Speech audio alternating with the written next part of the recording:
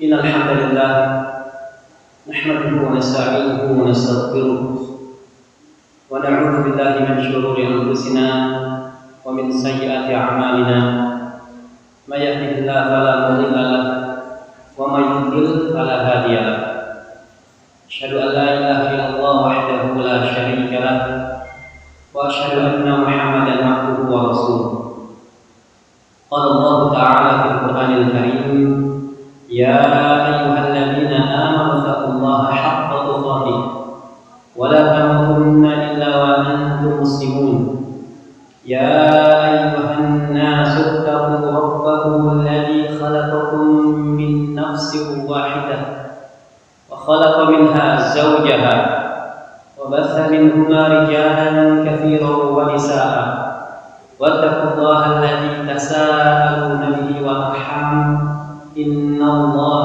كان عليكم رقيبا يا أيها الذين آمنوا اتقوا الله وقولوا قولا سديدا يصلح لكم أعمالكم ويغفر لكم ذنوبكم ومن يطع الله ورسوله فقد فاز فوزا عظيما أما بعد أيها الإخوة rahimakumullah, alhamdulillah pada pagi hari yang cerah ini kita bersyukur kepada Allah Subhanahu wa taala atas segala nikmat dan karunia yang Allah limpahkan kepada kita semua, baik berupa nikmat iman, nikmat Islam, nikmat sehat yang afiat, yang dengan semua nikmat tersebut kita sama-sama dapat berkumpul di rumah dari rumah Allah untuk melanjutkan ta'lim kita. Semoga salawat dan salam tercurah kepada Nabi besar Nabi Muhammad sallallahu alaihi wasallam, kepada keluarganya, kepada para sahabatnya, dan kepada umatnya hingga hari kiamat kelak. Jamaah rahimahullah, yang biasanya taklim kita itu di pekan kedua setiap bulannya, ini dipindah dari di pekan pertama dari panitianya, yang mudah-mudahan kedepannya tetap di pekan kedua, sehingga kita bentrok sama jadwal kajian di Syakirin. Ini ya, harusnya pekan kedua, tapi saya nggak tahu kenapa jadi dipindah pekan pertama sama panitianya. Baik, kita masih melanjutkan membahas kitab Adabul Mufrad karya Imam Bukhari rahimahullah, dan kita masuk di babun birrul abi, bab berbakti kepada ayah. Kalau pertemuan kemarin, di bulan kemarin kita masuk berbakti kepada ibu, sekarang kita masuk bab birrul abi, berbakti kepada ayah. Di hadis yang kelima, kalau yang punya kitabnya mungkin dibuka, yang punya kitabnya mungkin bisa ditulis faedah-faedahnya.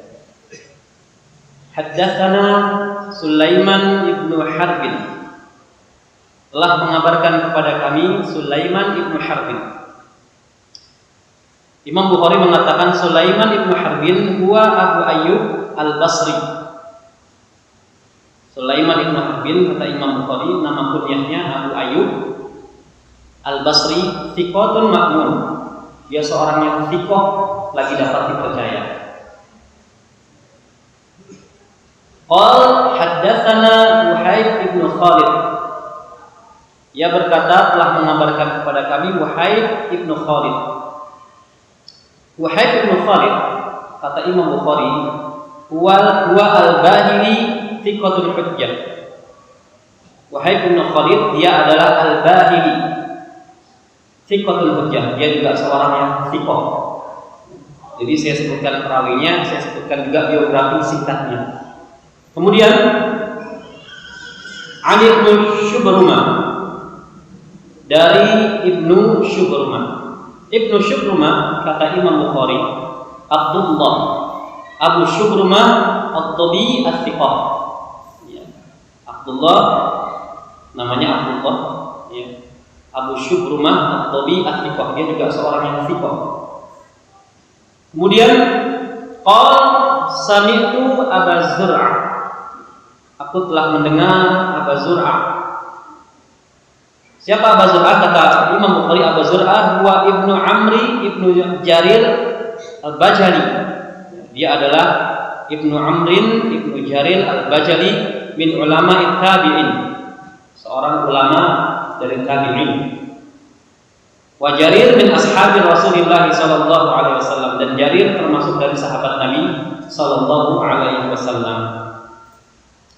An Abi Hurairah qala, dari Abu Hurairah. Nah, ketika kita sampai kepada nama seorang sahabat Abu Hurairah, maka kita akan bahas mengenai biografi Abu Hurairah sebelum kita masuk ke hadisnya.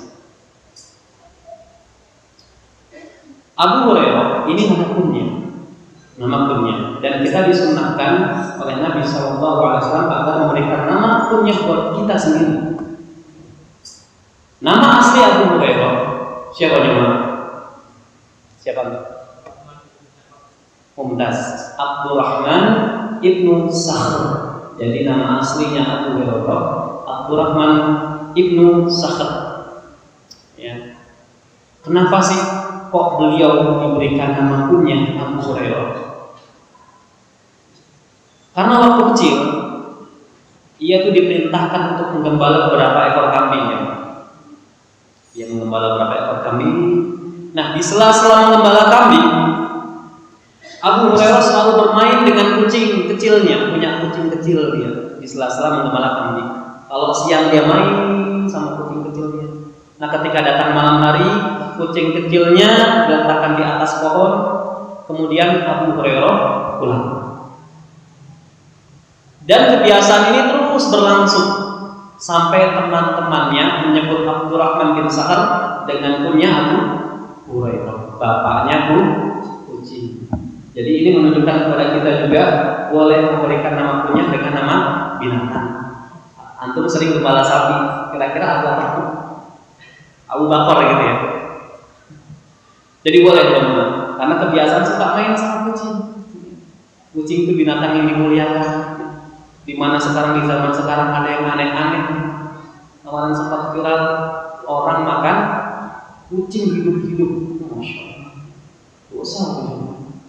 Zalim dimakan hidup-hidup kucing lagi. Yang halal saja kalau dimakan hidup-hidup boleh nggak dimakan?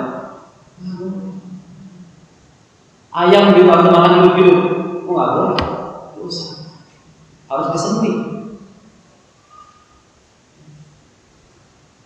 Kemudian setelah kita bahas asal muasal nama kunyah Abu Hurairah, setelah itu kita bahas tempat asalnya Abu Hurairah. Abu Hurairah adalah salah seorang sahabat Nabi yang lahir di kota Daus, daerah Yaman. Nah, kota Daus ini selalu menentang risalah Nabi. Masyarakat kota Daus ini selalu menentang risalah Nabi, ditolak terus. Sampai-sampai seorang sahabat yang bernama Tufail bin Amr ad-Dawsi, Tufail bin Amr ad-Dawsi radhiyallahu anhu pernah bertemu Nabi SAW di Madinah, kemudian menyatakan diri masuk Islam. Tufail ini orang Daus, ketika di Madinah dia masuk Islam. Setelah masuk Islam pulang lagi ke kotanya di Daus di negara Yaman. Kemudian Tufail ini berdakwah di Daus, ditolak sama semua orang kecuali satu orang. Siapa jemaah? Abu Hurairah menerima Islam. Dari sekian banyak penduduk Daus di negara Yaman menolak dakwahnya Tufail tentang Islam, kecuali Abu Hurairah masuk Islam. Ya, kemudian di umur yang ke-26 tahun Abu Hurairah hijrah dari Daus ke Madinah untuk bertemu Nabi Shallallahu Alaihi Wasallam. Kemudian tibanya beliau di Madinah di malam hari itu tidak disambut sama Nabi SAW dengan para sahabatnya, tidak disambut. Kenapa? Karena Nabi dan para sahabatnya ketika itu sedang perang Khaybar. Kemudian sampailah waktu subuh. Di waktu subuh para sahabat berkumpul untuk melaksanakan sholat subuh ketika keadaan perang Khaybar. Kemudian Nabi menunjuk salah seorang sahabat untuk menjadi imam sholat. Pertanyaannya, siapakah sahabat tersebut? Di perang Khaybar, datang waktu sholat subuh, Nabi menunjuk salah seorang sahabat pimpin sholat. Nama sahabat tersebut adalah Sibah bin Qursuqah radhiyallahu anhu, memimpin sholat subuh ketika itu. Kemudian Setelah sholat subuh selesai, tak lama terdengar pasukan kaum muslimin dan panglimanya, yaitu Nabi SAW, menuju Masjid Nabawi yang pulang Masjid Nabawi, kemudian sholat 2 rakaat. Kemudian Nabi menemui beberapa sahabat dan Nabi melihat salah seorang, ini sifat fisiknya Abu Hurairah. Ketika Nabi mensifati sifat fisik Abu Hurairah, Nabi SAW melihat seseorang yang punya kulit agak gelap, kulitnya agak gelap. Kemudian pundaknya lebar, kemudian memiliki celah di antara giginya jadi jarang-jarang gitu. Itu sifat fisik Abu Hurairah yang disifatkan Nabi. Kemudian langsung menemui Nabi dan membaiat Nabi SAW. Kemudian Nabi mengatakan kepada Abu Hurairah radhiyallahu anhu, "Mimman anta?" Dari mana engkau? Kemudian Abu Hurairah menjawab, "Min Daus," dari kota Daus. Kemudian Nabi mengatakan, "Ma kuntu ara fi Dausin ahadan fihi khair." Sungguh aku dulu tidak menyangka bahwa di Daus, di kota Daus ada kebaikan. Maksudnya apa? Ada beberapa orang yang menyatakan diri masuk Islam karena selalu menentang risalah Nabi kota Daus saja, kecuali 2 orang. Yang pertama siapa tadi? Tufail, ya. Tufail orang pertama. Dan yang kedua Abu Hurairah. Kemudian kehidupan awal di kota Madinah, Abu Hurairah itu hartanya habis orang miskin, tukang gembala kambing. Hijrahnya nggak bawa harta. Kemudian Nabi menyediakan tempat, para sahabat dan Nabi menyediakan tempat untuk orang-orang miskin yang hijrah ke kota Madinah di Masjid Nabawi. Dan mereka dinamakan apa kira-kira? Tinggalnya numpang di Masjid Nabawi, di pelatarannya. Kalau di tengahnya kan nggak ada atapnya. Masjid Nabawi dulu nggak ada atapnya, hujan-hujanan, panas-panasan. Orang-orang miskin yang dikasih izin tinggal di Masjid Nabawi, namanya apa ya, Pak? Ahlu Suffah. Dan Abu Hurairah termasuk ahlu suffah, nggak punya tempat tinggal. Tetapi bukan sekedar ahlu suffah, Abu Hurairah termasuk yang paling fakih di antara ahlu suffah. Kemudian kisah kesabaran Abu Hurairah. Beliau ini seorang yang sangat miskin, sahabat yang sangat miskin, ya. Tapi beliau selalu bersabar. Dan tidak asing lagi, Abu Hurairah sering didapati mengikat batu di perutnya. Pernah beliau berkata, "Aku pernah merasakan lapar sampai aku ingin pingsan." Abu Hurairah sahabat yang dia merasakan lapar sampai aku ingin pingsan, kata beliau. Kemudian agar aku mendapatkan makanan, kata beliau, aku berpura-pura seperti orang yang sedang kejam di antara mimbar dan rumah Aisyah, mimbar Nabi dan rumah Aisyah. Jadi agar mendapatkan makanan, Abu Hurairah nggak minta, oh saya belum makan, minta. Dia gimana? Pura-pura kejam di antara mimbar Rasul dengan rumah Aisyah, pura-pura kejam kayak orang kesurupan. Kemudian orang-orang datang kepadaku, kata dia, dan meruqyahku, disangkanya Abu Hurairah sedang kesurupan. Meruqyah langsung orang-orang yang Abu Hurairah kejang-kejang, diruqyah langsung. Kemudian aku langsung mengatakan kepada mereka, laisa ladzi tara. Ini bukan seperti yang kalian lihat. Ini bukan seperti yang kalian lihat. Innama huwal ju'. Namun aku begini karena aku lapar. Jadi Abu Hurairah enggak pernah minta. Gimana cara supaya mendapatkan makanan? Yaitu pura-pura kejang-kejang. Agar para sahabat tahu, oh lapar dikasih makanan. Gak kayak sebagian orang sekarang gampang sekali mengeluarkan kata minta. Kalau bisa jangan sampai nih kita mengeluarkan kata minta, tapi memberi. Karena kata Nabi SAW, nanti di hari kiamat ada seseorang dibangkitkan dalam keadaan wajah tanpa daging. Dialah orang yang suka meminta-minta. Para sahabat walaupun lapar sampai ingin pingsan seperti Abu Hurairah, mau cari jalan alternatif, pura-pura kejam. Antum begitu juga bisa ya. Lapar depan istri, pura-pura kejam, suami saya lapar. Gitu. Jadi kalau bisa jangan mengeluarkan kata minta di majelis ilmu kayak gini. minta permen, ke temennya minta tisu, kemudian minta minum. Hindari kalau bisa jangan keluar kata minta. Kita khawatir masuk ke dalam hadis tersebut. Kalau bisa ya memberi, bukan minta. Maka cari alternatif kalimat lain selain kata minta. Kira-kira kalau antum butuh permen di majelis itu gimana kira-kira? Menurut saya asam ya, bilang sebelah. Menurut aku asam. Itu kalau yang sebelah peka butuh permen kasih permen. Cuman kalau nggak peka dia ngomong juga sama saya juga asam. Waduh, nggak punya permen. Minta mau tisu, butuh tisu, nyeka keringat. Asam. Butuh tisu, tisu. Kita mungkin butuh air. Teringat hadis ini kita nggak mau mengeluarkan kata minta air. Cuman kita ngelak-ngelak, apa tenggorokan kita kering, panas, butuh air, selamat, kotor. Jadi usahakan jangan sampai keluar kata minta. Sebagaimana ahlu sufa nggak walaupun didera rasa lapar yang amat sangat. Kemudian dikisahkan juga bahwa Abu Hurairah suatu hari telah mengikat keras perutnya dengan batu, dan diikat di jamaah. Tak lama berselang lewatlah sahabat yang mulia Abu Bakar radhiyallahu anhu. Kemudian Abu Hurairah langsung menghampiri Abu Bakar radhiyallahu anhu bertanya tentang masalah agama. Tapi bukan sembarang bertanya, dia juga mengharapkan agar Abu Bakar Siddiq mengajak makan di rumahnya. Abu Hurairah nggak mau cepat terus, tolong dong ajak saya makan, saya lapar. Enggak. Tapi bertanya permasalahan agama dengan harapan apa? Diajak makan di rumah Abu.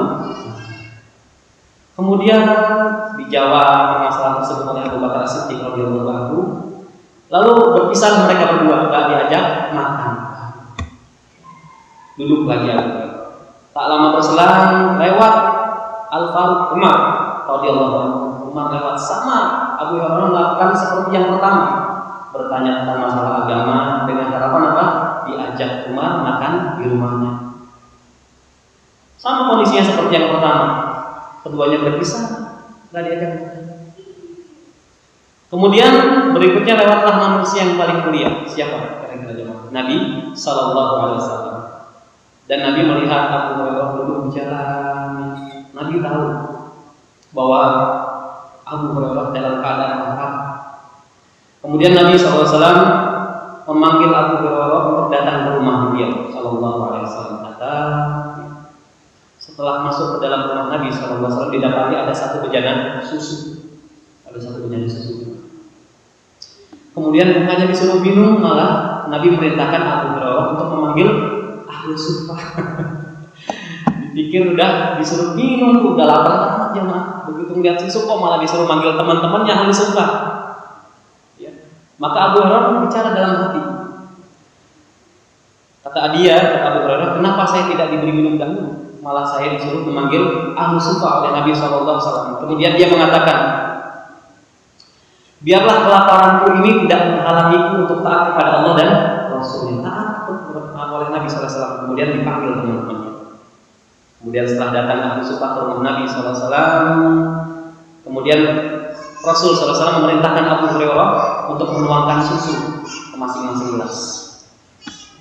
Kemudian mereka disuruh minum. Abu Hurairah sama Nabi berminum. Setelah minum mereka kenyang, mereka keluar. Kemudian Nabi SAW lihat kelembutan Nabi SAW. Nabi SAW tahu Abu Hurairah lapar yang amat sangat. Nabi senyum mandang Abu Hurairah, senyum. Ini belum minum, di gelasnya masih kosong. Kemudian kata Nabi SAW, wahai Abu Hurairah, tinggal tersisa aku dan kamu. Tinggal tersisa aku dan kamu. Apa kata Abu Hurairah? Benar wahai Rasulullah. Kemudian kata Nabi, minumlah air. Kemudian minum terus sampai kenyang. Sampai beliau kenyang, berdua kenyang, Nabi kenyang, Abu Hurairah kenyang. Kemudian sampai Abu Hurairah mengatakan, aku tidak mendapatkan ruang kosong di dalam perut.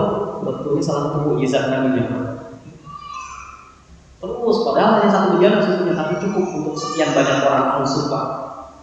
Maka Nabi juga pernah bersabda bahwa makanan satu orang cukup untuk 2 orang, makanan 2 orang cukup untuk 3, dan seterusnya. Kemudian bakti Abu Hurairah kepada ibundanya. Di suatu malam Abu Hurairah keluar dari Masjid Nabawi, dan ini di luar kebiasaan beliau. Di luar kebiasaan Abu Hurairah, karena biasanya Abu Hurairah kalau malam itu nulis hadis. Ini tiba-tiba beliau di suatu malam keluar dari Masjid Nabawi.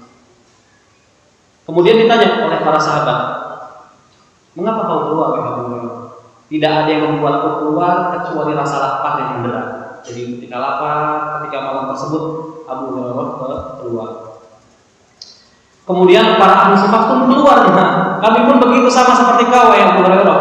Tidak ada yang menyebabkan kami keluar kecuali rasa lapar. Akhirnya mereka sama-sama menuju rumah Nabi pada malam tersebut, menuju rumah Nabi Sallallahu Alaihi Wasallam. Kemudian mereka nggak minta. Kami lapar, wahai Nabi SAW. Kemudian Nabi mengambil semangkuk berisi kurma. Kemudian masing-masing orang diberikan 2 kurma oleh Nabi SAW. 2 kurma. Kemudian Nabi bersabda kepada mereka semua, "Makan 2 buah kurma ini dan perbanyaklah minum oleh kalian. Dan ini akan mencukupimu untuk hari ini." Jadi makan 2 kurma terus perbanyak minum, insya Allah kenyang pada malam hari ini, kata Nabi SAW. Kemudian kata Abu Hurairah, "Maka aku memakan 1 buah kurma." 1 buah kurma dimakan sama Abu Hurairah. 1 kurma lagi buat siapa kira-kira jemaah? Buat ibunya. Kasih buat ibunya. Kalau kita gimana? Langsung sikat habis. Abu Hurairah 1 dimakan, 1 lagi buat ibu. Kemudian Nabi melihat dan mengatakan kepada Abu Hurairah, "Untuk apa kau simpan kurmamu itu, wahai Abu Hurairah? Bukankah kau sangat lapar?" Kemudian dia menjawab, "Aku simpan kurma ini, 1 kurma ini untuk ibu." Kemudian apa kata Nabi? "Makanlah, nanti aku berikan tambahan untuk ibu." Suruh makan. Akhirnya Nabi Abu Hurairah makan kurma tersebut. Luar biasa. Sebagian dari kita mungkin kalau makan itu nggak ingat sama orang tua. Ada kita makan enak, makan ayam, mungkin makan yang keren-keren, pizza. Orang tua kita nggak pernah tuh dikasih makan kayak gitu. Minimal kita kalau makan enak, jangan ingat tuh sama orang tua yang dulu masih kita makan. Sekarang kita sudah sukses, ya. Ingatnya sama istri, sama anak, orang tua. Maka kita contoh generasi ulama salaf, mereka sangat berbakti kepada kedua orang tuanya. Kemudian kisah masuk Islamnya ibunda Abu Hurairah. Dan Abu Hurairah pernah mengisahkan bahwasanya ibunya dulu dalam keadaan musyrik, ya, dalam keadaan musyrik. Kemudian setiap Abu Hurairah mendakwahkan Islam selalu dicela sama ibundanya. Bahkan pernah suatu hadis mengeluarkan kata-kata buruk kepada Nabi SAW sampai Abu Hurairah nggak sanggup dengarnya, nangis. Kemudian beliau mengadu kepada Nabi, "Sungguhnya ibundaku berkata yang buruk terhadap engkau, wahai Nabi." Kemudian Abu Hurairah memohon kepada Nabi agar mendoakan ibunya diberikan hidayah Islam. Kemudian Nabi mendoakan, "Allahumma di umma Abi Hurairah." Ya Allah, berikanlah hidayah kepada ibunya Abi Hurairah. Didoakan langsung. Berangkatnya tadi nangis karena sakit hati Nabi dicela-cela oleh Allah. Setelah pulang, maka ketika tiba di pintu rumahnya, Abu Hurairah mendengar gemercik air, ibunya sedang mandi. Ketika ia mau masuk, kata ibunya, "Jangan kau masuk, jangan kau masuk." Kemudian kata beliau, "Ibuku keluar telah memakai penutup kepala, jilbab, ya, sambil mengatakan, asyhadu an la ilaha illallah wa asyhadu anna Muhammadan abduhu wa rasuluh." Masuk Islam berkat oleh doa Nabi SAW. Seketika itu juga pecah tangisan Abu Hurairah. Nangis ngadu lagi pada Nabi. Kalau tadi nangis sedih, sekarang nangis bahagia. Cerita sama Nabi, "Wahai Nabi, ibuku sudah masuk Islam." Luar biasa. Kemudian Nabi mendoakan, "Allahumma habib ya abduka ada wa ummahu ila ibadikal mu'minin wa habbihum ilaihima." Ya Allah, jadikanlah hambamu ini Abu Hurairah dan ibunya orang yang dicintai oleh Allah, dan jadikan dia berdua juga cinta kepada kaum mukminin. Ini doa Nabi sangat mujarab. Begitu berdoa, Abu Hurairah pulang, ijabah doa Nabi sallallahu alaihi wasallam. Maka jemaah kita yang punya orang tua, apalagi orang tua kita Islam, mungkin belum dapat hidayah sunnah, jangan benar. Karena orang tua tuh mungkin agak sulit dikasih dalil. Kalau Allah ibu bapak saya bilang dulu. Kalau Allah Taala, kalau Nabi sallallahu alaihi wasallam, mau dengar nggak kira-kira? Agak sulit kayaknya kalau sama. Tapi doa. Mungkin kita punya istri yang belum dapat hidayah, maka doakan setiap sujud kita. Suami yang istrinya juga belum dapat hidayah, doakan. Anak kita yang belum dapat hidayah sunnah, doakan. Karena yang dapat merubah takdir karena Nabi SAW, doa. Kemudian semangatnya Abu Hurairah akan menuntut ilmu. Dan dikisahkan bahwasanya beliau ini mencatat lebih dari berapa hadis jemaah? Lebih dari 5.000 hadis Nabi SAW. Bahkan beliau memiliki riwayat hadis yang paling banyak. Abu Hurairah termasuk riwayat hadis yang paling banyak. Bahkan beliau pernah berkata, aku membagi malamku menjadi 3 bagian, kata beliau. Bagian pertama untuk membaca Al-Quran, kemudian bagian kedua untuk tidur, kemudian bagian ketiga untuk mengulang hafalan hadis. Ini insya Allah kita membagi malam kita jadi berapa bagian? Satu bagian satu tidur. tiga bagian. Makanya wasiat Nabi SAW kepada Abu Hurairah diantaranya sholat witir sebelum tidur. Kenapa kok Abu Hurairah diwasiatkan oleh Nabi sholat witir sebelum tidur? Kenapa jemaah? Karena Abu Hurairah itu sering begadang untuk menulis hadis Nabi SAW. Dikhawatirkan kalau tidur nanti sepertiga malamnya enggak. Maka Nabi berwasiat kepada Abu Hurairah sholat witirlah sebelum tidur. Jadi ini menunjukkan kepada kita boleh ya sholat witir walaupun hanya 1 rakaat. Kata Nabi SAW, sholatul lail masna. Sholat malam itu 2. Fa idza khifta subha fa'awtir bi wahidah. Apabila kau takut datang waktu subuh, maka sholat witirlah walaupun hanya 1 rakaat. Kalau kita khawatir nggak bisa bangun sepertiga malam, maka sholat witir walaupun 1 rakaat sebelum tidur. Dan ingat, kata Nabi SAW, ahabbul a'mali ila Allah adwamuha wa in qalla. Sesungguhnya amalan yang paling Allah cintai yang sedikit tapi kontinu, bukan yang banyak terus kapok, sedikit. Setiap hari 1 rakaat witir terus sampai akhir hayat kita. Jangan-jangan kita diwafatkan ketika kita sholat witir. Karena kata Nabi SAW, innamal a'malu bil khawatim. Sesungguhnya setiap amal itu tergantung penutupnya. Kalau kemarin kita lihat video viral ada salah seorang jamaah sholat subuh, ketika sedang sholat tiba-tiba wafat. Setelah dicek, dia itu seorang tukang cukur, masih muda tukang cukur. Jadi selama dia menunggu pelanggannya datang, dia sempatkan untuk membaca Al-Quran. Maka gak heran kalau Allah wafatkan dia dalam keadaan sholat. Kemudian akhir hayat Abu Hurairah wafat beliau di umur 78 tahun. Abu Hurairah wafat di umur 78 tahun. Banyak bonus bagi umur ini, diberikan umur yang panjang oleh Allah. Baik, itu sekilas mungkin kisah tentang Abu Hurairah radhiyallahu anhu. Sekarang kita masuk ke hadisnya. An Abi Hurairah, dari Abi Hurairah qala, dia berkata, qila ya Rasulullah sallallahu alaihi wasallam, man abaku? Wahai Rasulullah sallallahu alaihi wasallam, kepada siapa aku harus berbuat baik? Kemudian qal ummah, Nabi mengatakan pada ibumu. Qal, lalu dia berkata lagi, summan, kemudian kepada siapa lagi? Nabi mengatakan qal ummah, ibumu. 2 kali Nabi mengatakan ibu. Qal umman, kemudian kepada siapa lagi wahai Nabi? Qal, Nabi bersabda ummah, ibumu. Yang keempat qal summan, kemudian kepada siapa lagi wahai Nabi? Qal abah, kemudian bapakku.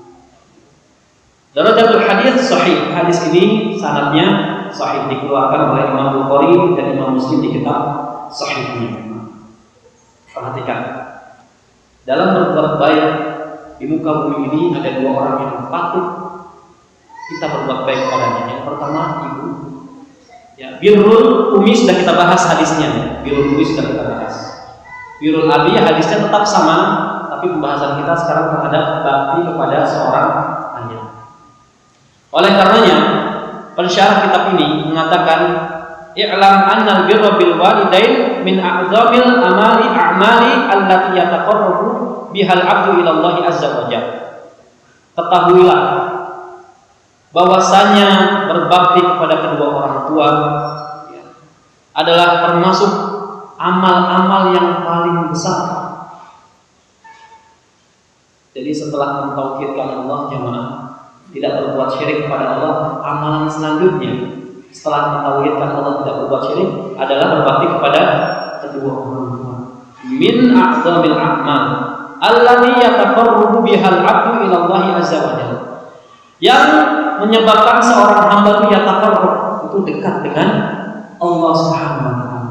Jadi ada amalan-amalan yang membuat seorang hamba itu dekat posisinya dengan Allah, di antaranya berbakti kepada kedua orang tua.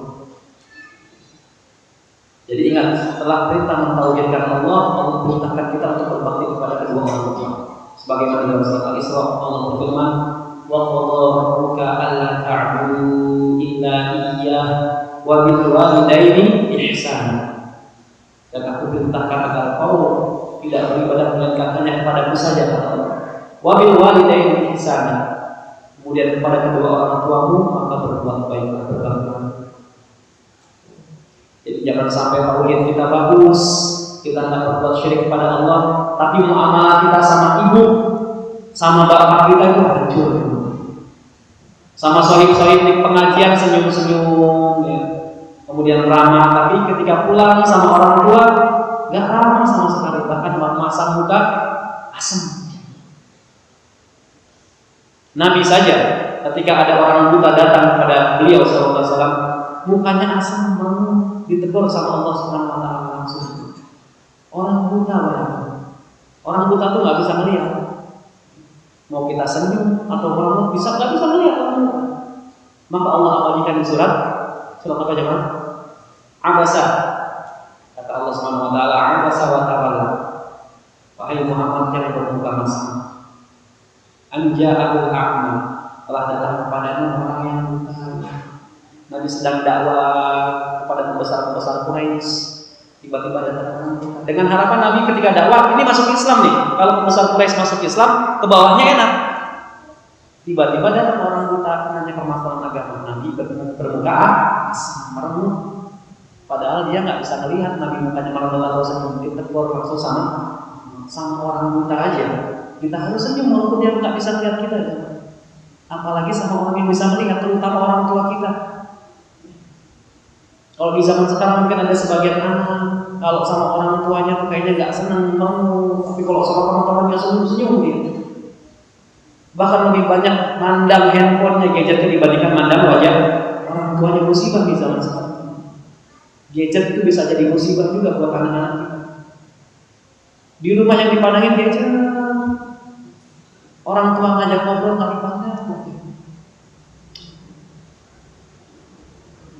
Kemudian wabil akhassil terutama kepada seorang ibu, khususnya seorang ibu.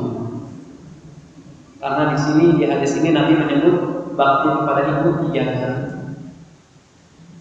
Di mana minal huquq, yang mana seorang ibu itu mempunyai hak-hak yang wajib dipenuhi dalam berbuat baik kepadanya. Diperlakukan dengan lemah lembut, dirawat, diurus, tidak menaikkan suara di hadapannya. Di mana sebagian anak sekarang mungkin malu mungkin mengakui ibunya, sehingga kalau ibunya mungkin mau ikut sama anaknya, mungkin mau ikut kondangan. Sebagian anak tuh ada yang malu ya, ngajak orang tuanya. Nah, ini musibah. Dan ini termasuk perbuatan durhaka. Seorang anak tidak mengakui ibunya atau malu terhadap kedua orang tuanya, ini perbuatan durhaka seorang anak kepada kedua orang tuanya. Kemudian Syekh melanjutkan, idza kana ala qaidil haya Ahsin ilaihima bil qawli wal fi'l. Apabila kedua orang tua masih hidup, maka ahsin, berbuat baiklah kepada keduanya bil qawli wal fi'li, dengan perkataan maupun perbuatan. Jadi bentuk bakti kepada ibu kita, kepada ayah kita bisa dengan perkataan, bisa dengan perbuatan. Dengan perkataan, misalkan selalu lembut di hadapan mereka dalam berucap, tidak menaikkan suara.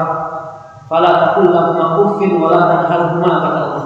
Jangan kalian mengucapkan uff atau di hadapan mereka.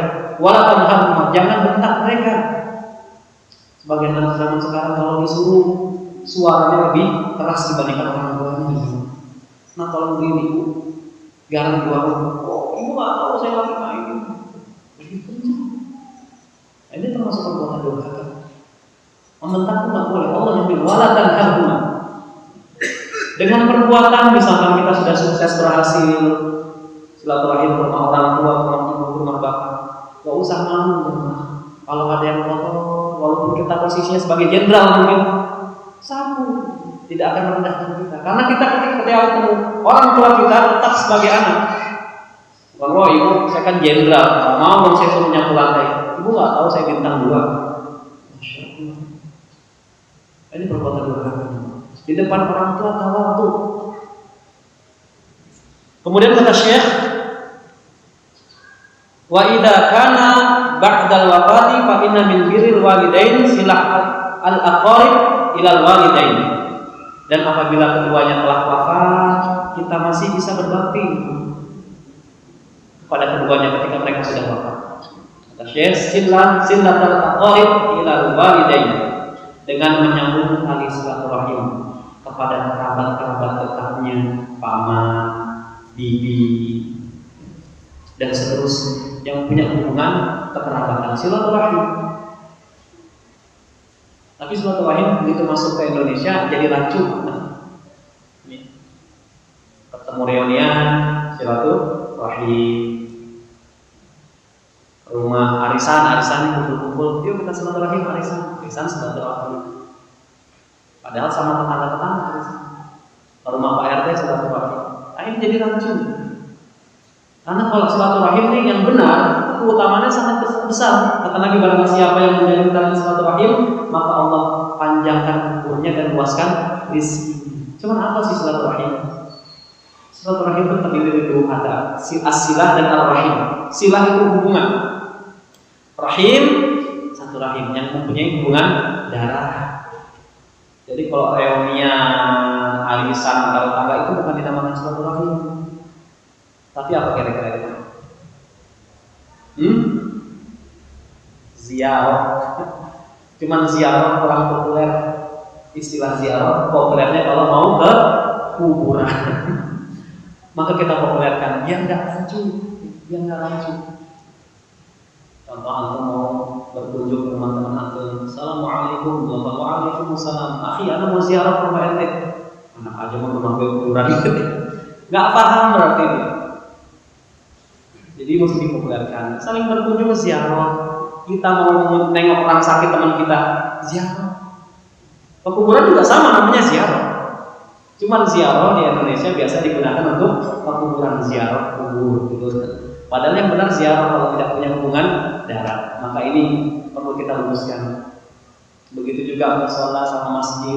Musola itu bahasa Arab, masuk ke Indonesia rancu lagi ya. Musola artinya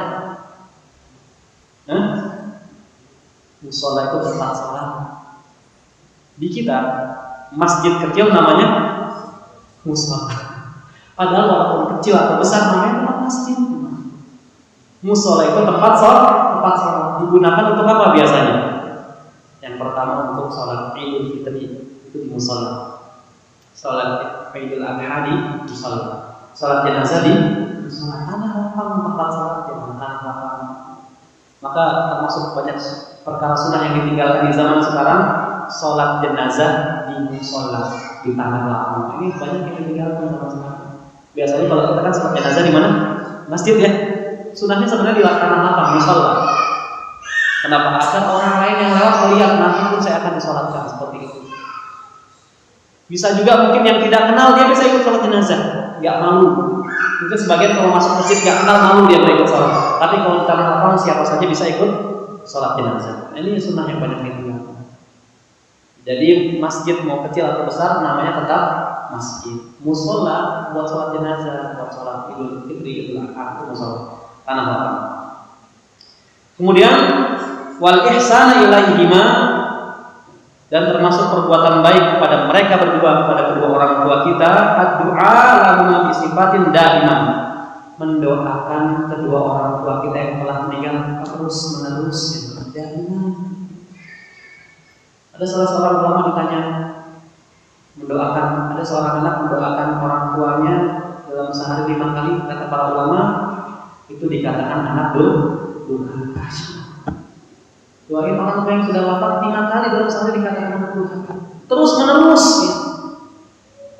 Di waktu-waktu yang mustajab, diijabah, ketika turun hujan, lagi sapa, ketika sujud, di antara azan dan iqamah, terus kita doakan kedua orang tua. Ini bentuk bakti kepada kedua orang tua kita yang telah wafat.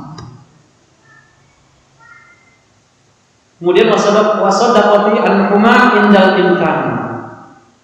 Kemudian kalau memungkinkan, kalau mampu maka bersedekah atas nama keduanya. Sedekah, perbanyak sedekah kepada kedua orang tua kita yang telah wafat.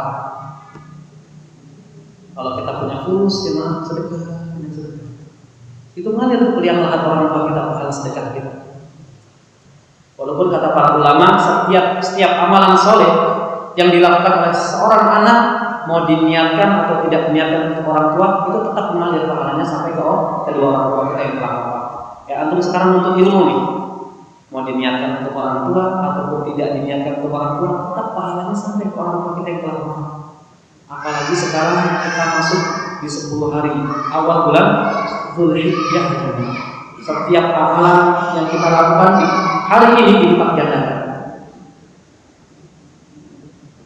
Oleh karenanya perbanyaklah amal soleh 10 hari pertama bulan Dzulhijjah. Dan amalan soleh yang dikerjakan seorang anak akan sampai pada kedua orang tua kita yang telah wafat. Kemudian wa'ada al-haji wal umrati anhuma bihasabi qudrati waladi min dzakarin aw untha. Kemudian menunaikan haji dan umrah untuk kedua orang tua kita yang telah meninggal. Tergantung kemampuan si anak, baik anak itu laki-laki ataupun perempuan. Jadi kalau kita belum sempat, ketika orang tua kita masih hidup, kita nggak sempat umroh sama orang tua kita, sama ayah kita, sama ibu kita. Kemudian mereka sudah wafat, nah ini bisa kita umrohkan, diniatkan untuk orang tua kita hajikan dengan niat untuk orang tua kita yang telah wafat, bisa dengan syarat yang mengumrohkan dan menghajikan sudah pernah umroh dan haji terlebih dahulu. Jadi dia umroh terlebih dahulu baru bisa diumrohkan kedua orang tuanya. Jangan belum pernah umroh, dia umroh baru pertama kali dia niatkan buat orang tuanya, ini nggak bisa kata para ulama. Jadi umroh dulu sekali, umroh yang kedua kali dapat rezeki lagi diniatkan untuk kedua orang tuanya. Begitu juga haji, baik anak laki-laki maupun anak perempuan. Kemudian yang berikutnya yang bisa kita lakukan untuk berbakti kepada kedua orang tua kita yang telah wafat, wa ikrama shadiqihima, dan memuliakan teman-temannya. Jadi kalau ketika hidup ayah kita punya teman atau ibunda kita punya teman akrab, kita terus muliakan teman-temannya. Ini bentuk bakti kepada kedua orang tua kita. Dan saya tambahkan lagi yang mungkin yang berikutnya adalah menunaikan wasiat dari orang tua kita yang tidak menyelisihi Al-Quran dan Sunnah. Tapi kalau wasiatnya menyelisihi, misalkan otomatis batal. Wasiat yang menyelisihi Al-Quran dan Sunnah itu otomatis batal. Misalkan sebelum orang tua wafat dia berwasiat kepada anak perempuannya, nggak melihat orang tuanya ini, ibunya nggak suka melihat anak perempuannya pakai jilbab umpamanya. Kemudian sebelum wafatnya dia pesan ke anaknya, berwasiat, nak kalau ibu meninggal jilbab kamu dilepasin, nanti kamu nggak dapat jodoh, kelihatan kayak orang tua. Kira-kira boleh nggak wasiat itu naik ke rumah? Nggak boleh. Tidak tidak ada ketaatan pada seorang makhluk untuk memaksiati Allah, kata Nabi Sallallahu Alaihi Wasallam. Wa haqqan aqul, kata Syekh, ya, dan aku benar-benar mengatakan, innaka in fa'alta dzalik faqad qumta bi huquqi walidayka. Sesungguhnya jika kau melakukan perbuatan demikian tadi disebutkan, maka kau telah berbakti kepada kedua orang tua. Wa ardhaita rabbak, dan perbuatan tersebut mendatangkan keridhaan dari Allah Subhanahu wa taala. Wa kasabta ajran jazilan yamna'uka Allah wa iyyahu fid dunyaka wa barzakhika wa ukhraka. Dan Allah akan membalas semuanya dengan balasan yang setimpal untukmu di dunia dan di akhirat. Kemudian fi barzakhika, di alam barzakh, alam kubur. Kemudian wa ukhraka, dan di akhirat. Jadi balasannya 3 kata Syekh. Perbuatan baik kita, perbuatan bakti kita kepada kedua orang tua yang tadi disebutkan, itu Allah akan balas dengan pembalasan yang berlipat ganda di dunia yang pertama. Kemudian yang kedua, setelah kita mati di alam barzakh. Kemudian yang ketiga di akhirat, di alam akhirat. Oleh karenanya orang yang baktinya luar biasa kepada kedua orang tuanya itu hidupnya akan beruntung. Kalau dia tauhidnya sudah bagus, ya alhamdulillah, nggak pernah menyebutkan Allah dengan sesuatu apapun. Kemudian setelah itu dia berbakti sama kedua orang tua, maka insya Allah hidupnya itu akan beruntung. Gak ada sejarahnya, dalam sejarah itu gak ada ya. Anak tuh yang berbakti sama kedua orang tua hidupnya tuh belangsang, susah. Kalau kita lihat generasi salaf dari kalangan tabi'in, Uwais Al-Qarni, Uwais itu miskin. Dia bukan ustaz, bukan penuntut ilmu, bukan orang kaya, orang miskin pengembala hati.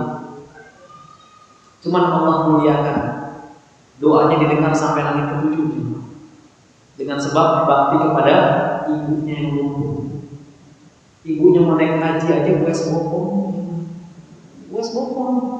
Nggak kayak kita mungkin kalau kita punya ibu stroke, lagi ngurus ibu yang sedang stroke, bilang, nak, ibu mau umroh, kira-kira gimana? Kata ibu di rumah aja deh, sholat syuruk, utamanya sama seperti haji dan umroh, tamah gitu kan, sempurna. Paling kita ngomong seperti itu mungkin sebagian kita. Kalau Uwais berusaha memiliki keinginan ibunya, maka kalau kita nih yang di sini yang masih memiliki ayah, masih memiliki ibu, beliau mau sesuatu yang tidak melanggar syariat, maka kalau kita bisa pergi lakukanlah. Sekalipun harus utang, sebagaimana orang tua kita dulu utangnya banyak buat nyekolahin kita biar berhasil, biar kita sehat, nggak masuk rumah sakit sampai utang. Sekarang waktunya kita sudah berhasil, sudah punya penghasilan, orang tua kita nak, ibu mau dong umroh ke kamu. Maka kita sebagai anak jangan mengetas langsung menolaki. Bu, saya nggak punya duit. Ibu sabar ya, doakan saya. Insya Allah saya akan mengusahakan secepatnya mengajak ibu umroh. Itu mana? Bakal diganti sama Allah kalau seperti itu. Uang kita habis buat membahagiakan kedua orang tua kita, itu bakal diganti berlipat-lipat oleh Allah Subhanahu wa taala. Allah sangat. Kata Allah Subhanahu wa taala, "Wa may yattaqillah yaj'al lahu makhraja." Rezeki itu bukan berangkat pelan-pelan, bukan di situ rezeki itu, tapi takwa kepada Allah. Dan salah satu bentuk ketakwaan kepada Allah bakti kepada kedua orang tua. Maka akan Allah ganti rezeki dari arah yang tidak disangka-sangka. Di bagian akhir nanti saya akan kisahkan beberapa kisah ya teman. Kisah yang menakjubkan dari orang-orang yang berbakti kepada ayahnya. Berbakti kepada ayahnya. Kemudian wal aks bil aks wa jazaa'u min indillah min jinsil amal. Al jaza' min jinsil amal. Setiap perbuatan atau setiap balasan tergantung dari perbuatannya, amal kita. Kita ini punya anak dan kita senang nantinya kalau anak kita dewasa bakti sama kita, bakti sama orang tua kita. Maka saya ingatkan kepada seorang istri, jangan kalian cegah suami kalian untuk berbakti sama orang tuanya. Ingat, kita punya anak. Kita senang nanti kalau melihat anak kita dewasa bakti sama kita. Maka motivasi suami-suami kita untuk berbakti kepada ibunya, kepada ayahnya. Abi udah ngasih ibu belum, udah ngasih ayah belum gajinya, kasih sisihkan.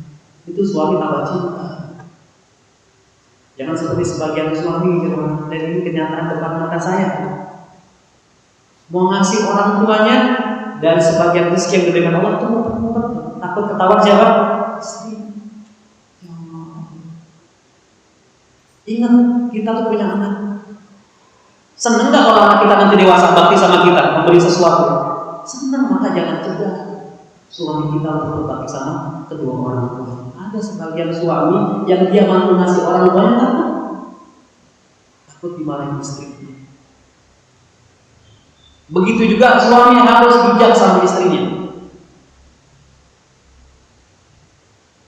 Istri kita itu kita bisa nikah sama istri kita karena berkat orang tuanya. Maka jangan halangi istri kita untuk berbakti juga kepada kedua orang tua. Walaupun seorang istri itu wajib berbakti kepada suaminya, itu yang paling utama. Tapi kita harus bijak sebagai suami. Jangan larang istri kita untuk berbakti kepada ibunya, bapaknya, apalagi kalau sakit. Sempat ada yang mengadu kepada saya, dilarang sama suaminya, istrinya menjenguk ibunya yang kritis, itu luar biasa.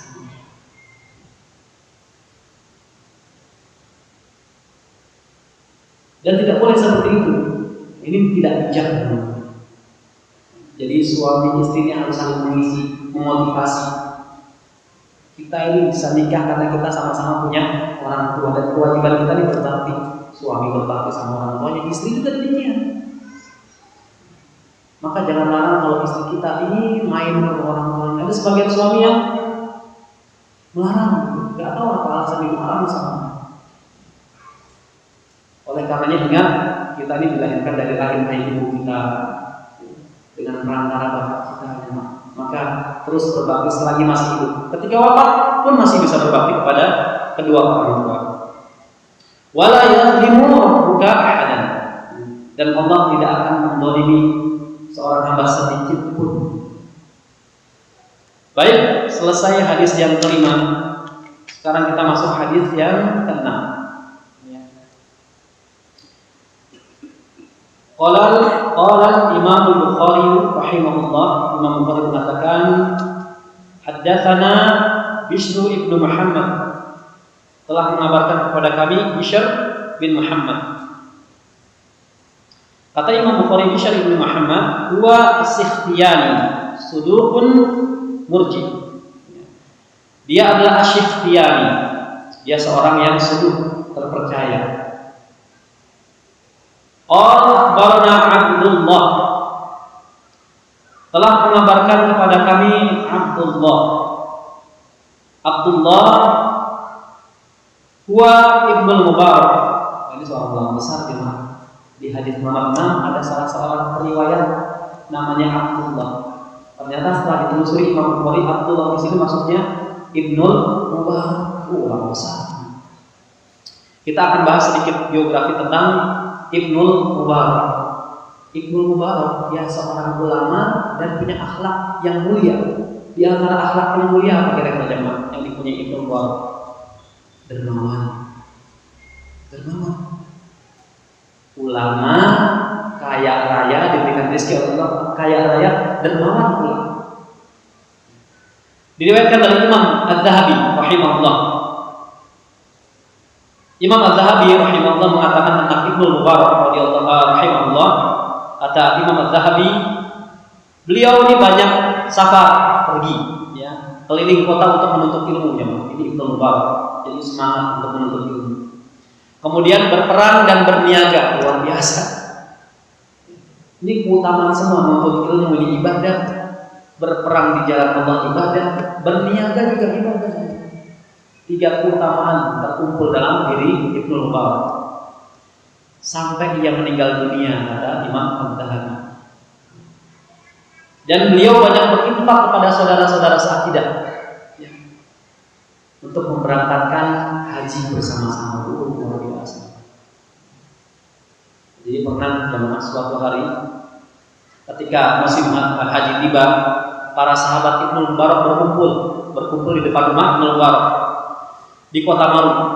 Beliau tinggal di kota Maru. Berkumpul di depan rumah Ibnu Mubarak, kemudian mereka mengatakan, kami akan pergi bersama untuk berhaji wahai Ibnu Mubarak.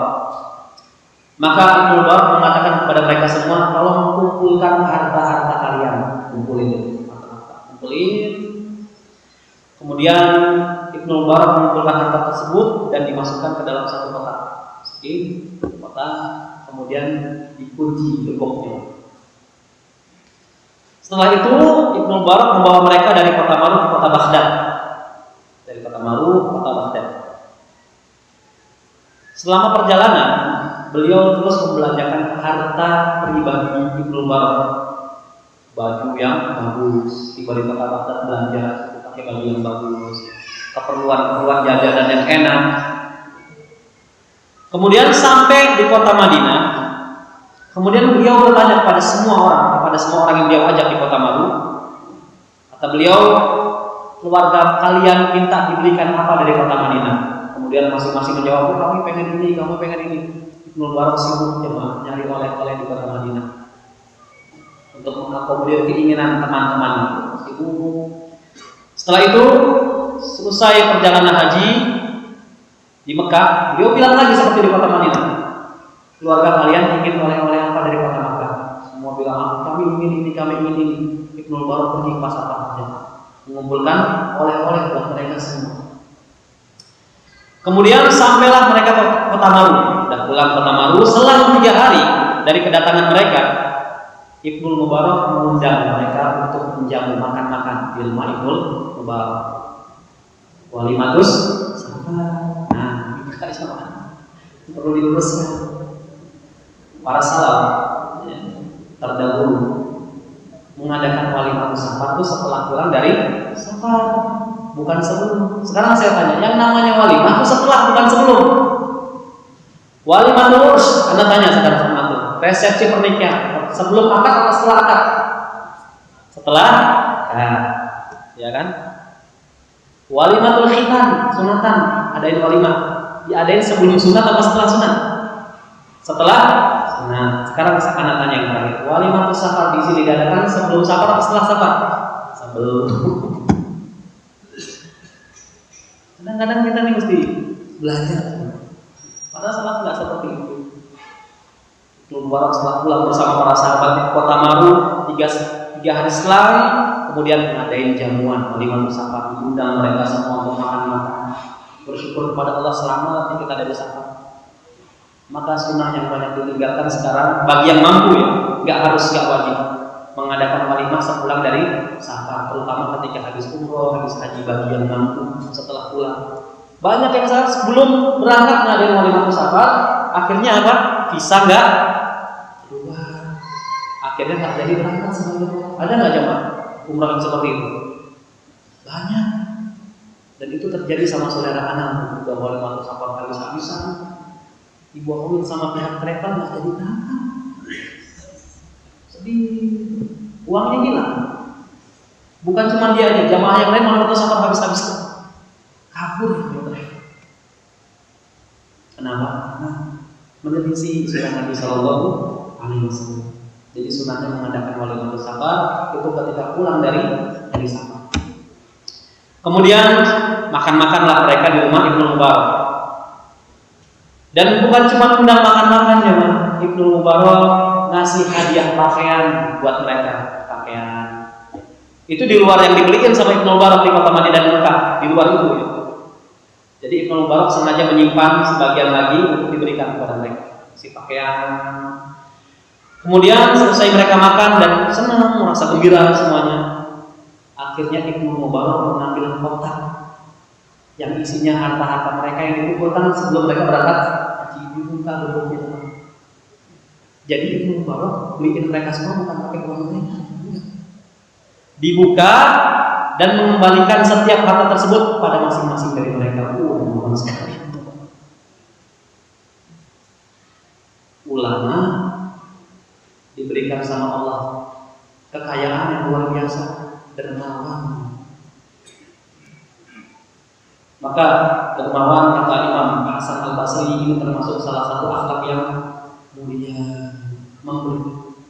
Kita kalau bisa juga seperti itu, kita jadi pengusaha sukses, punya karyawan, mungkin karyawan kita umrohkan giliran. Ada salah satu rumah makan itu di daerah Cipondo, Paris. Itu setiap tahunnya memberangkatkan umroh karyawan yang luar biasa, keluarga. Makanya gak heran kalau rumah makannya ramai terus. Tapi setiap menjelang Ramadan dia terus sebulan nggak buka. Padahal kalau dia mau buka itu ramainya 2 kali lipat mungkin. Nah, itu sekilas tentang biografi Ibnul Mubarak. Kita lanjut jemaah. Qala akhbarana Yahya ibnu Ayyub, telah mengabarkan kepada kami Yahya ibnu Ayyub. Yahya ibnu Ayyub, ibnu Amrin ibnu Ayyub, kata Imam Bukhari rahimahullah. Qala hadatsana Abu Zur'ah. Abu Zur'ah tadi sudah kita bahas.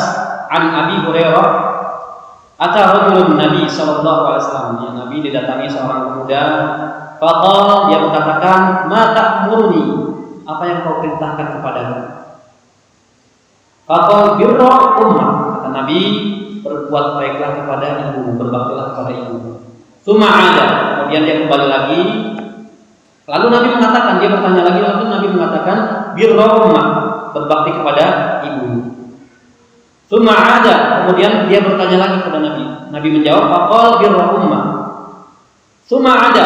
Kemudian untuk kesekian kalinya dia kembali lagi dan Nabi mengatakan, faqala birra ummah, berbuat baiklah atau berbaktilah kepada ibu. Tsumma 'ada rabi'ah. Kemudian dia kembali lagi untuk keempat kalinya. Faqala birra abah. Kemudian Nabi mengatakan, berbaktilah kepada bapakmu. Darajat hadis kata Imam Bukhari sahih. Hadis ini sahih. Kemudian Syekh menjelaskan tentang hadis ini, kata Syekh, minal wajibatil azimah birrul walidain.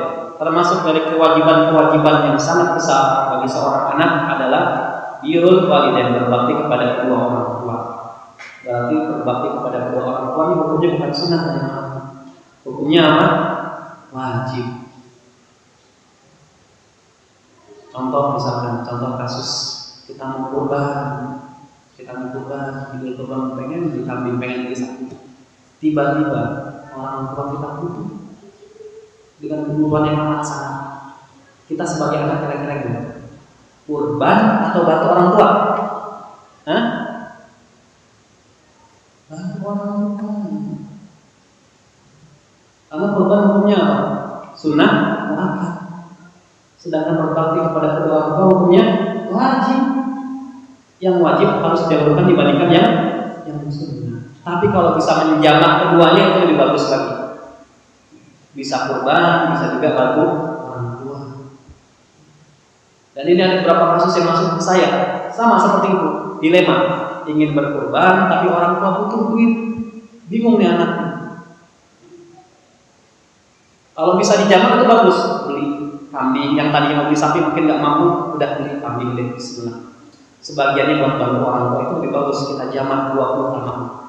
Tapi kalau nggak bisa, maka ada skala prioritas, kita bantu kedua orang tua yang membutuhkan. Kemudian kata Syekh, ghairu anna lil ummi minal birra thalatha arba'il birr. Karena yang Nabi sebutkan dalam 4 kali berbuat baik, seorang ibu disebut 3 kali oleh Nabi dibandingkan seorang ayah. Kenapa? Wadzalika lima tahammalatu minal masyaq min bidayatil hamli ila ma la nihayata lahu. Itu dikarenakan kenapa Nabi menyebut ibu 3 kali dalam hadis ini? Kata Syekh, dikarenakan karena yang pertama ibu itu hamil mengandung kita. Minal masyaq, dan ketika hamil mengalami kesulitan-kesulitan masyarakat. Min bidayatil hamli, dari awal masa kehamilan ila ma la nihayata lahu, sampai tiada akhirnya. bukan sampai melahirkan atau selesai, enggak, cuma dari awal kehamilan sampai tiada akhirnya. Artinya apa? Sampai ibu kita mati itu ngurusin anak terus nggak ada akhirnya. Makanya nggak heran kalau Nabi menyebut perbuatan baik kepada ibu 3 kali sebutan. Muddah hayatnya fi hamlil wa wiladah.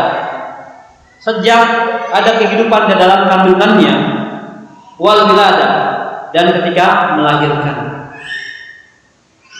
Wa fi radha'ah, juga seorang ibu radha'ah itu menyusui selama 2 tahun. Enggak kayak bapak. Coba kalau kita seorang ayah suruh panas ransel 9 bulan, kalau usah di depan di belakang aja, enggak diturunin, sanggup enggak kita? Sanggup. Ibu kita bawa 9 bulan, tidurnya repot, semakin besar enggak bisa tengkurap, mungkin enggak bisa miring ya. Kemudian wa fi tarbiyah, dan di dalam mendidik anak-anak. Luar biasa pengorbanan seorang ibu. Kama huwa ma'lumun bil fuqaha, sebagaimana hal ini dimaklumi bagi orang-orang yang berakal sehat. Oleh karenanya di hadis ini Nabi menyebutkan seorang ibu 3 kali dan seorang ayah itu hanya sekali.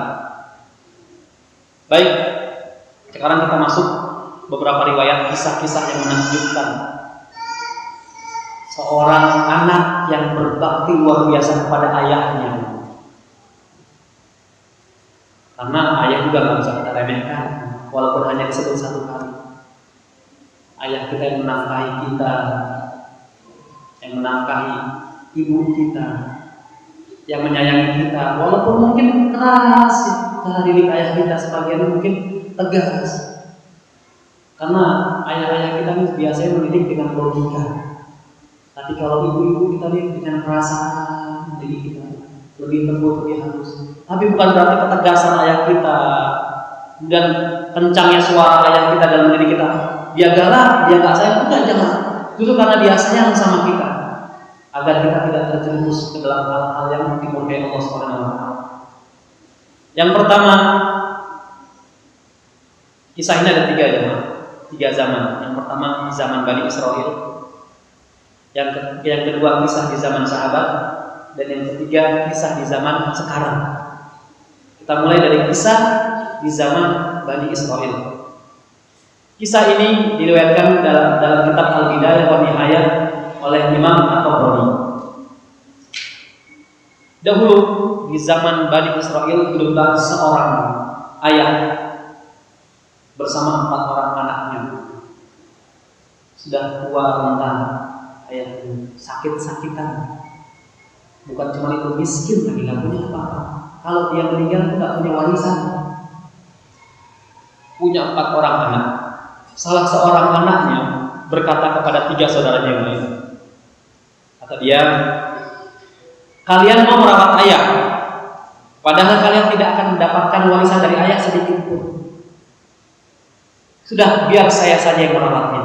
Luar biasa. Ada seorang anak rela berkorban ngurus ayahnya yang sudah tua renta, sakit, kalau mati nggak dapat warisan sedikit pun. Ikhlas. Dia nggak mau nyusahin 3 saudara yang lain, udah biar saja saya ngurus ayah saya. Walaupun nggak dapat warisan aja dia masalah. Nggak sebagaimana mungkin ya keadaan zaman sekarang, lempar-lemparan ngurus orang tua. 4 bersaudara, kadang ngurus bapaknya yang stroke atau ibunya yang stroke, merasa keberatan. Dilempar lagi sama kakak, saya udah setahun yang ngurus ayah, gantian kakak. Kok nggak bisa dia, kakak sibuk, kerjaan kakak nggak bisa ditinggal, dilempar lagi, merasa keberatan. Kemudian dirawat sama si anak tersebut, laten, sabar, ikhlas, dibersihkan kotorannya, disuapin, makan, dikasih minum, sampai meninggal, sampai nguburin.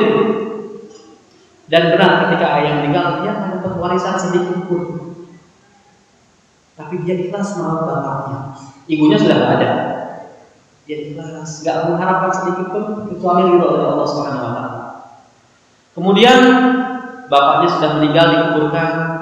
Suatu ketika dia bermimpi, dalam tidurnya bermimpi bertemu seorang miskin, tapi agak sombong, gayanya agak sombong orang miskin. Kalau orang kaya sombong mending. bisa dipamerkan mungkin harta kekayaannya, ini udah miskin, sombong, tapi di dalam mimpi orang tersebut. Kemudian orang miskin tadi berkata pada anak tersebut, ya, datanglah ke suatu tempat, kemudian galilah, niscaya kamu akan menemukan uang 100 dinar. Setelah itu ambillah, kata orang tersebut. Kemudian dalam mimpinya si anak mengatakan kepada orang tersebut, uang tersebut barokah atau tidak? Ditanya, uang tersebut barokah atau tidak, uang 100 dinar tersebut?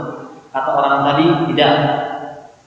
Dan keesokan paginya, anak tadi menceritakan kejadian tersebut kepada istrinya. Dan istrinya mengatakan, kau pergi saja ambil uang itu. Nanti uang itu akan berbarokah kalau sebagian untuk beli pakaianku, sebagian lagi untuk memenuhi kehidupan kita. Lihat istrinya, kompor. Untung suaminya anak soleh, orang soleh. Apa kata suaminya? Saya nggak mau. Ya. Saya tidak mau mengambil sesuatu yang tidak ada barokahnya. Lihat, anak yang berbakti, suaminya nggak mau, dia sepeser pun kalau nggak ada barokahnya dia nggak mau ngambil. Di malam kedua sama jemaah, mimpinya dengan mimpi yang sama, didatangi orang tersebut lagi miskin tapi berlagak sombong. Dia mengatakan kepada anak tersebut di dalam mimpinya, datanglah ke suatu tempat, lalu galilah, kau akan menemukan, sekarang berkurang lagi jumlahnya, 10 dinar. 10 dinar, tadinya kan 100 malam kedua jadi 10 dinar jemaah. Anak tersebut bertanya dalam mimpinya ke orang tadi, uang tersebut barokah atau tidak? Uang 10 dinar tersebut. Apa kata orang tersebut? Tidak. Besok paginya diceritain lagi sama bininya. Dari mana bininya sama dengan saya, tapi uangnya berkurang jadi 10 dinar. Sama istrinya ngomongnya, udah, uang itu akan barokah kalau kau ambil, sebagian buat beli pakaian, terus sebagian lagi untuk hidup kita. Kira-kira gimana jawaban suaminya? Tidak mau, saya tidak akan mengambil sesuatu yang tidak mempunyai barokah. Tuh suami yang baik itu. Dikompor-komporin tetap nggak mau. Malam ketiga didatangi dengan mimpi yang sama. Orang tersebut datang lagi dalam mimpinya mengatakan yang sama, datanglah ke suatu tempat, galilah, dan kau akan mendapatkan 1 dinar. Ambillah, kata orang tersebut. Ditanya dengan pertanyaan yang sama, uang tersebut barokah atau tidak? Kata orang tersebut, iya berbarokah. Maka nggak main pikir lagi, jam besok pagi pas bangun, nggak pakai cerita sama istrinya, dia langsung menuju tempat tersebut, digali betul, dapat uang 1 dinar. Kemudian setelah mengambil uang 1 dinar, ketika melakukan perjalanan pulang, bertemu dengan seorang nelayan yang membawa 2 ekor ikan laut besar. Ditanya sama dia, ditawar, berapa harganya 2 ikan ini? Kemudian nelayan tersebut menjawab 1 dinar. Akhirnya dia beli buat ke rumah makan. Baru ngambil, belum sampai rumah udah habis buat beli ikan. Luar biasa ikhlasnya. Tanggung jawab sama istri. Di rumah belum ada apa-apa, dia baru ngambil 1 dinar, udah dia beli ikan aja 2 biji, ikan laut besar. Akhirnya dibeli sama dia, sampai di rumahnya istrinya suruh bersihin ikannya. Tatkala istri tersebut membersihkan 2 ikan tersebut, kemudian membelah perut ikan tersebut, jemaah, didapati 1 intan yang sangat indah. Sebutin intan. Yang indah itu nggak ada buahnya. Begitu membelah perut ikan yang satu lagi, didapati intan yang sama yang indahnya, nggak kalah seperti intan yang pertama. Kemudian suaminya tahu intan ini yang dicari oleh para raja. Intan ini yang dicari oleh para raja. Kata anak tersebut, mereka akan mencari dimanapun intan ini berada, dan mereka akan berani membayar dengan harga berapa. Sampailah berita ditemukannya intan ini ke telinga raja lain. Sampai. Akhirnya kata raja tersebut, tunjukkan intan tersebut kepada saya akan membelinya dengan harga berapapun. Luar biasa, barokahnya anak yang berbakti sama seorang ayah. Akhirnya si anak tadi memenuhi permintaan raja tersebut. Akhirnya dibawa intannya kepada raja. Hanya 1 intan ya, dibawa 1 intan tersebut kepada raja. Kemudian raja tersebut melihat intannya yang dibolak-balik. Kemudian Allah membuat hati raja ini kagum kepada intan tersebut. Kemudian raja bertanya kepada dia, berapa harga intan ini? Kemudian anak tersebut menjawab, emas tidak boleh kurang dari 30 angkutan kuda. Emas tidak boleh kurang dari 30 angkutan kuda luar biasa. 1 bintang. Emas 30 angkutan kuda. Apa kata rajanya? Saya siap membelinya. Siap kata raja. Saking terpesona dengan bintang tersebut. Ini jadi rebutan raja-raja, jadi inceran. Akhirnya para pengawal raja menyediakan emas sebanyak 30 angkutan kuda. 1 bintang. Kemudian raja mengatakan kepada pengawalnya, dia sudah pergi, ya kan, bawa hadiahnya 30 angkutan kuda.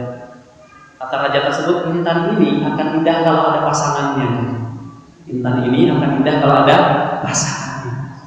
Mintakan pasangannya, kata raja. Pengawal datangin lagi ke anak tersebut, nanya, ente punya nggak sih pasangan intan tersebut? Terjemahan bebasnya gitu, kan? Punya, saya punya. Raja mau beli berapapun harganya. Akhirnya diambil lagi rumahnya pasangan tersebut. Kemudian setelah dibawakan, tatkala raja melihat intan pasangan tersebut, dia tertarik. Kata raja tersebut, saya ingin membelinya seharga tadi. Akhirnya ditambahkan lagi 30 emas, 30 angkutan kuda yang berisi emas, jemaah. 30 angkutan kuda yang berisi emas. Berarti jadi apa kira-kira? Miliarder gitu. Miliarder. Dari sini kita bisa ambil pelajaran. Yang pertama, seorang anak yang berbakti kepada ayahnya itu tidak akan menyesal selama-lamanya di dunia maupun di akhirat. Dan Allah akan membalas dengan pembalasan yang setimpal di dunia sebelum di akhirat, bahkan di alam kubur tadi kata Syekh. Maka yang kedua, harta yang barokah itu yang mana? Harta yang barokah itu akan menjadi keselamatan buat pemiliknya di dunia maupun di akhirat. Tapi kalau harta banyak tapi nggak barokah, kira-kira gimana jemaah? Jadi bala, jadi musibah, jadi bencana. Ya Allah. Maka anak tersebut walaupun dalam mimpi tetap bertanya, uang ini barokah apa enggak? Tetap aja istrinya ngomporin. Maka istri yang baik tanya kalau suami pulang bawa duit banyak, Pak, ini duit dari mana? Barokah apa enggak? Udah, kamu jangan banyak tanya gitu. Wah, repot suaminya kebalikannya loh. Istrinya udah sore, suami udah, kamu jangan banyak tanya. Ayo kita ke tanah abang sekarang gitu. Baik. Ini kisah yang pertama di zaman Bani Israel. Ya. Kemudian kisah yang kedua datang dari salah seorang sahabat di zaman masa kepemimpinan Umar bin Khattab radhiyallahu anhu. Laki-laki itu bernama Kilab bin Umayyah bin Askar. Kilab bin Umayyah bin Askar. Jadi nama anaknya Kilab, bapaknya namanya Umayyah. Kilab punya ayah dan ibu yang sudah tua renta. Kilab ini tergolong orang kaya, kan? Dia biasanya menyiapkan susu untuk kedua orang tuanya. Bukan hanya dia siapkan, ya maaf. Begitu dia siapkan, dia minumkan juga kepada kedua orang tuanya. Suatu hari, sohibnya 2 orang mendatangi rumah Kilab, mengajak Kilab buat jihad fisabilillah. Jihad fisabilillah mulia. Akhirnya Kilab tergoda oleh ajakan kedua orang sohib tersebut. Akhirnya Kilab beli seorang budak untuk urus kedua orang tuanya yang telah tua renta. Tentang bisa beli budak, dia beli budak, tenang deh. Budak, kamu urus ini orang tua saya mau jihad fisabilillah dulu sama sohib saya ini berdua. Kemudian suatu malam budak tersebut datang membawa gelas jatah susu kepada kedua orang tua Kilab ketika kedua orang tuanya sedang tidur. Kemudian setelah kedua orang tuanya bangun dan kedua orang tuanya bangun dalam keadaan lapar, maka bapak Kilab meminum susu tersebut dan mendapati tidak bau tangan anaknya. Jadi bapaknya tuh biasa bisa mencium tangan anaknya dari baunya, karena bapaknya terganggu penglihatannya, sudah terganggu penglihatannya. Kemudian bapak Kilab berkata, ya, bersyair. Kata bapaknya, 2 orang telah memohon kepada Kilab dengan kitabullah. Maksudnya 2 orang sahibnya Kilab, ya, mengajak Kilab untuk jihad dengan dalil Al-Quran. Keduanya telah bersalah dan merugi, kata bapaknya. Keduanya telah bersalah dan merugi. Kamu meninggalkan bapakmu dengan tangan yang gemetar. Bapaknya itu udah sakit semua. Dan ibumu tidak bisa minum dengan nikmat. Jika merpati itu bersuara di tempat luas karena telur-telurnya, sungguh keduanya mengingat kilap. Dia didatangi oleh dua orang yang membujuknya. Wahai hamba Allah, sungguh keduanya telah durhaka dan merugi. Aku memanggilnya lalu dia berpaling dan menolak. Jadi kilap itu pasti panggil, kilap jangan pergi, kilap jangan pergi. Gak mau, dia tetap pergi jihad. Anggapan kilap, udah ada budak ini yang ngurusin bapak sama ibu aneh kata kilap itu kan. Maka dia tidak berbuat yang benar kata bapaknya. Sesungguhnya ketika kamu mencari pahala selain dari berbakti kepadaku kata bapaknya, hal itu seperti pencari air yang memburu fata morgana. Apakah ada kebaikan setelah menyia-nyiakan kedua orang tua? Demi Allah perbuatannya tidak dibenarkan kata bapaknya. Nah kemudian di kota Madinah jemaah, setiap ada orang datang dari luar kota Madinah, bapaknya tinggal di kota Taif. Ini ada orang masuk kota Madinah dari kota Taif. Umar bertanya kepada salah seorang di antara mereka yang dari kota Taif, dari mana kamu? Dari Taif, wahai Umar. Ada berita apa di sana? Nah orang Taif ini menceritakan syair bapaknya kilap. Setelah diceritain syair bapaknya kilap, Umar nangis jemaah, nangis sedih mendengar syair bapaknya kilap. Kemudian Umar mengatakan, sungguh kilap mengambil langkah yang keliru. Sungguh kilap mengambil langkah yang keliru. Kemudian bapak kilap yang bernama Umayyah bin Askar dengan penuntunnya menemui Umar yang sedang di dalam Masjid Nabawi. Kemudian ia mengadu kepada Umar, dia pun sangat rindu dengan anaknya yang sedang jihad fisabilillah. Kemudian Umar menangis karena aduan bapak tersebut dan menulis surat beliau kepada Abu Musa al-Asy'ari agar memulangkan kilap ke kota Madinah. Kemudian Abu Musa mengatakan kepada kilap, kilap, pulanglah, temuilah Amirul Mukminin Umar. Kilap merasa nggak bersalah. Kilap jawab Abu Musa al-Asy'ari, kata kilap, aku tidak melakukan kesalahan. Aku tidak melakukan kesalahan. Kata Abu Musa, kamu pulang kembali ke kota Madinah. Jangan bantah. Akhirnya kilap pulang ke kota Madinah. Ketika Umar bertemu dengan kilap di kota Madinah, Umar bertanya kepada kilap, sejauh mana kau berbuat baik kepada kedua orang tuamu? Kemudian kilap menjawab, aku mementingkannya dan mencukupi semua kebutuhannya. Kalau aku ingin memerah susu untuknya, maka aku pilih onta betina yang paling gemuk. Sebelum aku perah susunya, aku cuci dulu. Puting susunya aku cuci dulu biar bersih, perah. Barulah aku menghidangkannya untuk kedua orang tua. Akhirnya Umar mengutus orang untuk menjemput bapaknya kilap Umayyah untuk datang ke Masjid Nabawi. Kemudian bapak kilap datang dengan tertatih-tatihnya, menunduk karena matanya sudah terganggu penglihatannya.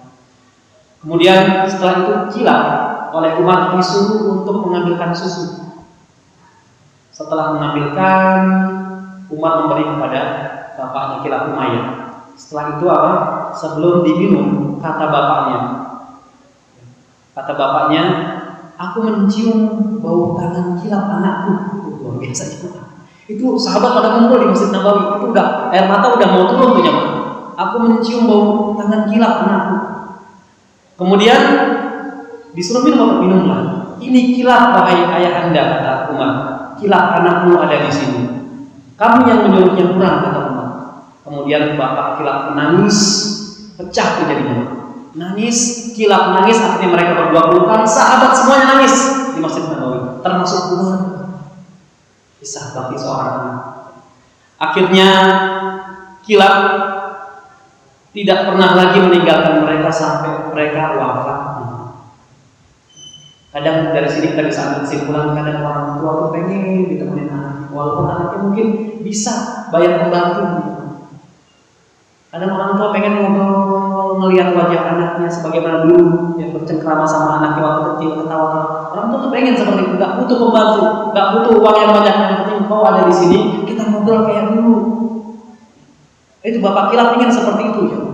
Nggak butuh budak ya, aku butuh kau yang melayaniku, bukan budak. Kisah yang ketiga, di zaman sekarang, zaman now gitu ya, zaman sekarang. Ini kisah seorang anak laki-laki yang punya bakti kepada ayahnya luar biasa. Di kota Madinah ada seorang anak yang baktinya kepada ayahnya, setiap harinya menyiapkan sendal, bukan hanya menyiapkan sendal kepada ayahnya, tapi memakaikan sendal kepada ayahnya. Itu rutin dia lakukan seperti itu. Di zaman sekarang ada nggak? Ayah mau berangkat ya, ini sendal sepatunya, ini pakai ini. Luar biasa.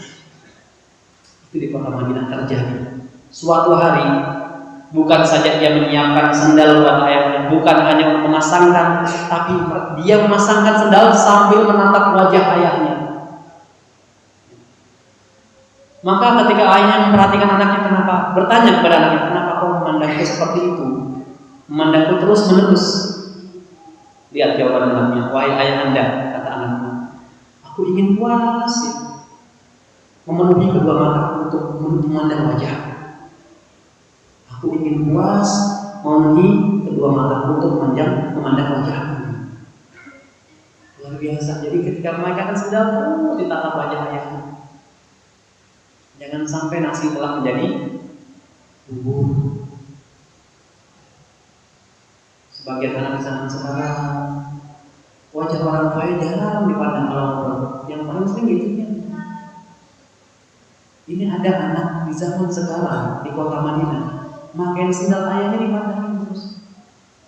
Khawatir nyesel dia nggak bisa mandang lagi wajah ayahnya. Dan ini merupakan nikmat yang besar, kita bisa memandang wajah ayah kita sambil berbakti, apalagi sampai memakaikan mereka sendal. Seketika itu juga, ketika mendengar jawaban anaknya yang seperti itu, ayahnya sujud syukur, langsung sujud syukur. Sujud syukur subhanallah. Kemudian langsung ayahnya mendoakan anak tersebut. Barakallahu fi umrik wa auladik wa malik. Semoga Allah memberkahi anak-anakmu, memberkahi harta-harta, memberkahi keluarga. Dan Nabi SAW bersabda, salah da'watin kabur. Ada 3 doa yang tidak mungkin ditolak oleh Allah. Salah satunya doa seorang ayah kepada anaknya, atau doa kedua orang tua kepada anaknya. Kemudian anak tersebut sekarang masih hidup. Ayahnya sudah meninggal. Usianya sudah tua anak ini. Dan sekarang anak tersebut dianugerahi 4 orang istri. 4 orang istri. Itu berapa istri? 1. Nggak usah baper ibu, tenang aja. Ini di Arab, ya. Ini di Arab, di kota Madinah. Di kota Madinah orang Arab tuh nggak level kalau cuma 1 ya. Ya minimal 2 atau 3 atau 4. Kalau kita ya 1 lah ya. 1 aja nggak habis mungkin. Dianugerahi 4 orang istri. Kemudian dari 4 orang istri tersebut dianugerahi 29 orang anak laki-laki dan beberapa orang anak wanita. Biasa. 4 istri, anak laki-lakinya 29 plus anak wanitanya berapa orang? Kalau dia anak tersebut membeli makanan di kios, di supermarket lah ya di sana, dia membeli sayuran berkarton-karton. Udah kayak mau buka warung, sayuran berkarton-karton, beli roti berdus-dus. Kalau kita mungkin nasi ya, beli beras ya bertonton. Kalau mereka enggak, roti berdus-dus. Dan membeli sesuatu dalam jumlah yang banyak, sampai pemilik kios, pemilik toko itu kaget. Seakan-akan yang menyiapkan makanan untuk sekumpulan besar orang. Dan anak laki-laki yang paling kecil itu sekitar usianya 45 tahun. 45 tahun, luar biasa dia, panjang umur, harta melimpah ruah, istrinya banyak, anaknya banyak. Jadi yang masih punya orang tua, bakti sama orang tua, mudah-mudahan dikasih yang banyak-banyak. Ada senyum bawa-bawanya. Bakti sama orang tua, jangan wacana terus. Bakti. Kata Allah, la in syakartum la azidanakum. Kalau kau bersyukur kepadaku, aku tambah nikmatku. anak jadi tambah kalau kita bersyukur. Yang lain ditambah. Ini 3 kisah dari zaman yang berbeda, dari seorang anak yang berbakti kepada ayahnya. Wallahu a'lam bishawab. Mungkin di sini sampai kajian kita akhiri sampai di sini jemaah. Di pertemuan berikutnya kita bahas ya birrul walidayni wa in dhalam, bakti kepada kedua orang tua walaupun keduanya berbuat zalim kepada kita. Ya, berbakti kepada kedua orang tua walaupun orang tua tersebut berbuat zalim kepada kita. Nah, sekarang kita buka sesi pertanyaan. Silakan kalau yang ingin bertanya dengan kertas kalau. Bolehkah beribadah karena tujuan dunia? Seperti sedekah dengan tujuan agar rezekinya lancar dan lain sebagainya. Sebagian ulama membolehkannya. Kita bersedekah dengan tujuan dunia. Sebagian ulama membolehkan. Tapi hendaknya kalau kita ingin beramal maka tujuan kita apa? Akhirat. Karena kata Allah wal akhiratu khairu wa abqa.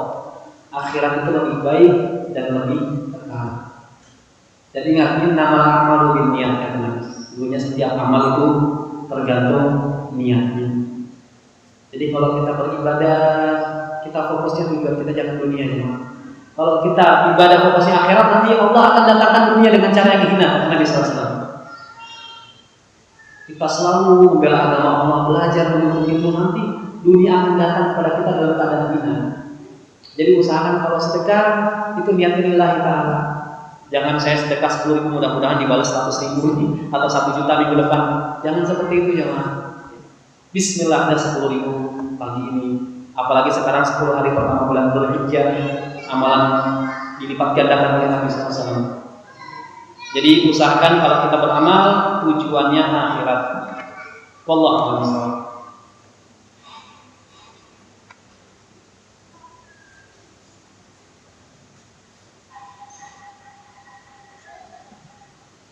Kalau kita menemukan barang di jalan sudah 1 tahun nggak ada yang mengakui barangnya berharga, kita jual jadi duitnya kita sedekahkan.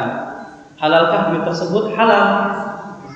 Barang temuan itu diumumkan dan didiamkan selama satu tahun ya dalam fikih. Kalau tidak ada yang mengakui, maka lebih bagus untuk disedekahkan. Kalau bisa jadi duit bagus, kemudian kita sedekahkan. Kita niatkan untuk orang yang kehilangan barang tersebut, yaitu lebih baik. Jadi barang yang telah 1 tahun tidak ada mampunya itu boleh halal dan lebih baik untuk disedekahkan di jalan Allah Subhanahu wa taala. Wallahu a'lam bishawab. Ada lagi Pak? Baik, mungkin cukup pertemuan kita pada pagi hari ini, mudah-mudahan bermanfaat. Kita tutup subhanallah wa bihamdika asyhadu an la ilaha illa anta astaghfiruka wa atubu ilaik. Assalamualaikum warahmatullahi wabarakatuh.